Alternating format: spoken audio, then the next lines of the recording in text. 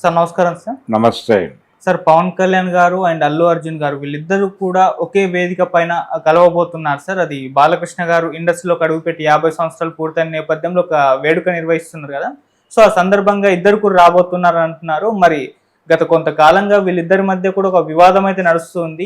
ఈ వేదిక ఆ వివాదానికి పులి స్టాప్ పెట్టడానికి కూడా కారణం కావచ్చు అని అభిమానుల్లో చిన్న ఆశ అయితే ఉంది సార్. మరి ఆ వివాదం ఏదైతే ఉందో ఈ వేడుక ద్వారా పోతుందా లేదా సార్? మీ ఒపీనియన్ ఏంటి సార్?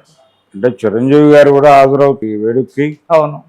అంటే చిరంజీవి బాలకృష్ణ గారు వీళ్ళిద్దరూ ఫ్రెండ్స్. ఆ రోజుల్లో మెడ్రాస్లో ఇండస్ట్రీ ఉన్న రోజుల్లో వారి పుట్టినరోజుకు వీరి పుట్టినరోజుకు వారు వెళ్ళి డాన్స్లు వేసిన సందర్భాలు ఉన్నాయి. అవును. అలాగే పవన్ కళ్యాణ్ కూడా మొదటిసారి బాలకృష్ణతో పరిచయం అయింది. ఇది గత చరిత్ర.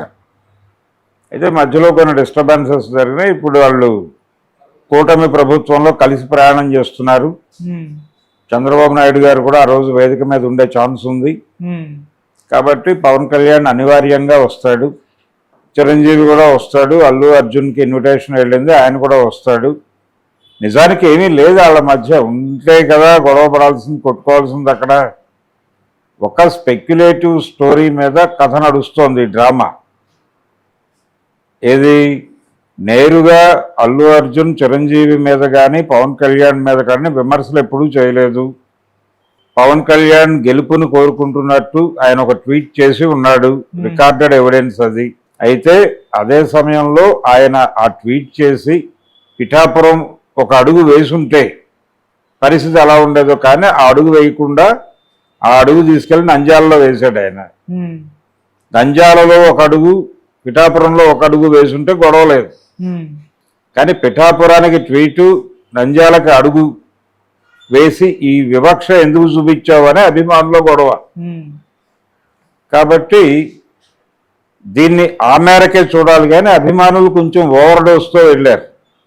ఈ ఓవర్ డోస్తో వెళుతున్న దాన్ని ఆయన పవన్ కళ్యాణ్ చేసినటువంటి వ్యాఖ్య గంధద గుడి వర్సెస్ పుష్ప అనే పోలిక తీసుకురావటం అనేది కొంచెం అల్లు అర్జున్ అభిమానుల్ని గాయపరిచింది. దాంతో వాళ్ళు రియాక్ట్ అయ్యారు. ఇలా బయట రకరకాల వివాదాలు ఉన్నాయి, కానీ ఏ సందర్భంలోనూ ఎవరిని కూడా వ్యక్తిగతమైనటువంటి దూషణలకు దిగల. అటు పవన్ కళ్యాణ్ దిగలేదు, చిరంజీవి దిగలేదు, ఇటు అరవింద్ గారు దిగలేదు, అల్లు అర్జున్ కూడా దిగలేదు. ఒక్కసారి సరైనోడు ఫంక్షన్లో ఆయన ఒక మాట అన్నాడు, మాట్లాడను బ్రదర్ అన్నాడు. దాన్ని వివాదం చేశారు, అయిపోయింది దాని స్టోరీ. ఇప్పుడు కావాలంటే మళ్ళీ చేసుకోవచ్చు, కాదని ఆయన అంటలేదు, మంచిదే అంటున్నాడు, మరక మంచిదే అన్నట్టుగా ఉన్నారు. అందుకని ఇప్పుడు ఈ వేదిక మీద కలుస్తారు, కలిసి ఒకే దగ్గర కూర్చోవచ్చు, కాసేపు మాట్లాడుకుంటారు, అయిపోతుంది. అయిపోయిన తర్వాత ఎవరి పద్ధతిలో వాళ్ళు ఉపన్యాసాలు ఇస్తారు. ఎవరి గురించి మాట్లాడతారు? వీళ్ళు బాలకృష్ణ గురించి మాట్లాడతారు, మాట్లాడి ఎవరి మానాన్ని వాళ్ళు వెళ్ళిపోతారు. వీళ్ళ మధ్య వివాదం అక్కడ ఎలా పరిష్కారం అవుతుంది? అది వీళ్ళ మధ్య వివాదం పరిష్కారం చేయటం కోసం కాదు కదా, పంచాయతీ కాదు కదా, అది ఒక ఈవెంట్. ఆ ఈవెంట్కి ఆయనకు శత్రుత్వం ఎందుకు ఉంటుంది వీళ్ళతో? ఇప్పుడు చిరంజీవితో ఫ్రెండ్షిప్ ఉంది, పవన్ కళ్యాణ్ పార్టీలో ఉన్నాడు, వాళ్ళ కూటమిలో ఉన్నాడు, అల్లు అర్జున్ వాళ్ళకి ఆహా ద్వారా రిలేషను, ఆహాలో ఆయన షో చేస్తున్నాడు బాలకృష్ణ గారు. ఇన్ని విధాలుగా లింకుల్లోంచి వీళ్ళు ఒక చోటకి చేరుతున్నారు అంతే. ఆ చేరినప్పుడు వాళ్ళు బాలకృష్ణ గురించి మాట్లాడుకుంటారు, బాలకృష్ణ గురించి మాట్లాడతారు. వాళ్ళ పర్సనల్ గొడవ తేల్చుకోవడానికి దాన్ని వేదికగా మార్చుకునే అవకాశం అయితే లేదు. అభిమానులు అరుస్తారేమో. అల్లు అర్జున్ పవన్ కళ్యాణ్ ముందు మైక్ తీసుకుంటే అభిమానులు ఏదో ఉంది దీనిలో అని చెప్పి అనుకోవచ్చు. ఆయన పవన్ కళ్యాణ్ గురించి అక్కడ కూడా మాట్లాడు, చిరంజీవి గురించి అంతకంటే మాట్లాడు, ఆయన బాలకృష్ణ గురించి మాత్రమే 2 వాక్యాలు మాట్లాడి వెళ్ళిపోతాడు. వారి తమ్ముడి సినిమాలో ఈ మధ్య కాలంలో వచ్చిన బర్త్డే అనే సినిమాలో అల్లు శిరీష్ అతను బాలకృష్ణ అభిమాని, ఆ సినిమాలో క్యారెక్టర్. సో ఆ డ్రామా నడుస్తుంది తప్ప అంతకు మించి ఏదో సయోధ్య అయిపోతుంది, వీళ్ళందరూ కలిసిపోతారు, విడిపోవడానికి ప్రాతిపదిక లేదు, కలవడానికి ప్రాతిపదిక లేదు. అందుకని ఇదేదో ఒక స్పెక్యులేషన్ కోసం పుట్టిస్తున్న కథనం తప్ప ఆ వేదిక మీద ఏదో ఒక బ్రహ్మాండం బద్దలైపోతుందని వీళ్ళందరికీ విపరీతమైన జ్ఞానం వచ్చేసి స్థితప్రజ్ఞులు అయిపోతారని అనుకోనక్కర్లేదు. ఈ ఈవెంట్ అయిపోయిన రెండో రోజు మళ్ళీ ఈ గొడవ రెస్టోర్ చేయొచ్చు ఇద్దరూ కలిసి. పవన్ కళ్యాణ్ ఏదో మాట్లాడొచ్చు, ఈయనేదో మాట్లాడొచ్చు, డెఫినెట్గా అది మళ్ళీ రచ్చ మొదలవదు. ఇదేదో ముగింపు పలుకుతుంది అనే బయట జరుగుతున్న ప్రచారం మాత్రం ఆ పూర్తి వాస్తవం కాదు. ఒకవేళ సమ్మప్ చేయొచ్చు కూడా, ఎందుకంటే అల్లు అర్జున్ మొదలుపెట్టిన యుద్ధం కాదు ఇది. అది రకరకాలుగా అలా ప్రొక్యూర్ అయింది, అలా ప్రొక్యూర్ అయ్యి అలా నడుస్తోంది ఆ డ్రామా. దాన్ని ఆ మేరకే చూడాలి. అది నిజానికి ఫ్యాన్ వార్.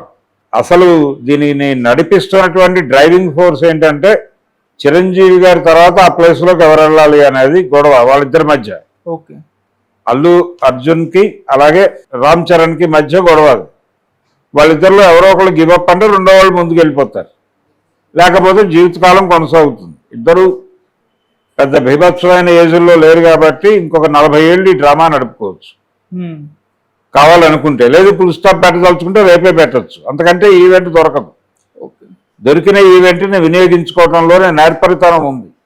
ఆ నేర్పరితనాన్ని ప్రదర్శిస్తారా లేదా అనేది ఎల్లుండి క్లారిటీ వచ్చేస్తుంది. సార్ అంటే అల్లు అర్జున్ గారికి ఇన్విటేషన్ అందింది కానీ ఆయన అటెండ్ అవుతారా లేదా అన్న దానిపైన కూడా ఒక చర్చ జరుగుతుంది సార్. ఇష్యూ అవ్వచ్చు, ఎందుకంటే బాలకృష్ణ ఈవెంట్ ఇది. చిరంజీవి వస్తున్నాడా రావట్లేదా, పవన్ కళ్యాణ్ వస్తాడా రాడా, ఇవన్నీ కాదు ఇష్యూస్. బాలకృష్ణ అక్కడే ఉన్నాయి. ఆయనకు వచ్చిన ఇబ్బంది ఏంటి నాకు అర్థం కాదు. అల్లు అర్జున్ రావడానికి అరవింద్ గారు ఆయనే వెళ్ళి ఈ వివాదం మొదలైన తర్వాత వెళ్ళి పవన్ కళ్యాణ్తో నిర్మాతల మండలి తరఫున వెళ్ళి మాట్లాడొచ్చాడుగా. అక్కడ కొట్టుకోవాలిగా ఇద్దరు లెక్క ప్రకారం. నీ కొడుకు ఇలా మాట్లాడతాడు అని కంట్రోల్ చేసుకోలేవా నువ్వు అని పవన్ కళ్యాణ్ లేచి ఆర్డర్ పెట్టుకోవాలిగా. నందా నువ్వు నందా అయితే ఏంటి, నేను బద్రీనాథ్ అన్నట్టు. ఆ పని జరగలేదుగా ఆ రోజు. మీడియా కెమెరాలన్నీ ఓపెనే ఉన్నాయిగా. అందుకని ఇదేదో బీభత్సం జరిగిపోతుంది. ఆ రోజు ఏదో వాళ్ళు కలిసిపోతారు, ఇక అక్కడి నుంచి ఆప్యాయతలు వెల్లువిరుస్తాయి, ఇలా అనుకోనక్కర్లేదు. ఎవరి పద్ధతిలో వాళ్ళు వెళ్ళి గౌరవంగా నందమూరి బాలకృష్ణ గారిని అభినందించి, అయ్యా మీరు అరుదైనటువంటి రికార్డు కొట్టారు, ఇలాగే కీపిటప్, ఇలాగే చూసుకెళ్ళండి, తండ్రిని మించిన తనయుడు, ఇలా మాట్లాడేస్తారు. ఆయన తండ్రిని మించిన తనయుడు అవునా కాదా అనేది జనాల జడ్జిమెంట్. కాకపోతే మంచి నటుడు వరకు వచ్చాడు ఆయన. ఎన్టీఆర్ లెగసీని కొనసాగించే లెవెల్లో బాలకృష్ణ నిర్మోహమాటంగా లేడు. దీన్ని అంగీకరించాలి. దీన్ని ఆయన కూడా అంగీకరించాడు, బాలకృష్ణ కూడా అంగీకరించిన వాస్తవం.